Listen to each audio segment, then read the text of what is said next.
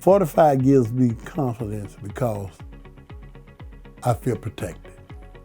That's what fortified means to me. When you fortify something, you make it stronger. You make it durable. You make it able to withstand pressures.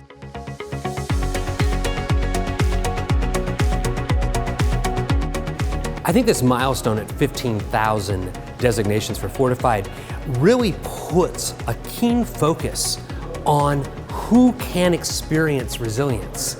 I think all too often we think about this in terms of something that costs a whole lot of money that is available to just a few. But when we look at this home that is being designated, the 15,000, we're seeing the affordable side of resilience put on display. We do provide grants. We provide grants up to $10,000 that goes toward the mitigation of homes or the fortification of homes.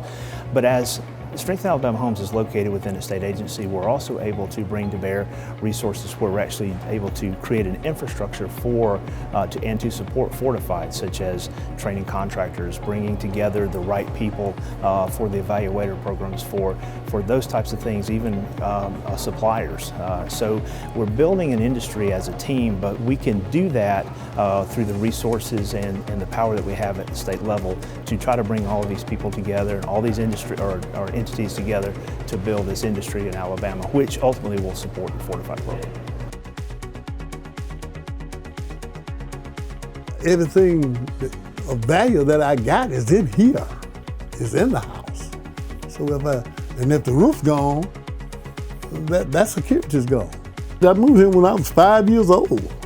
So all of my good childhood memories are right here. That's why I didn't take these pictures down of my parents. That's why they're all in there.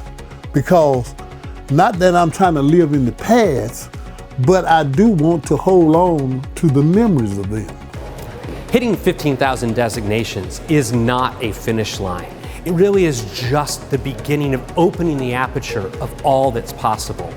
I understand how important it is to have some protective covering over stuff that you value.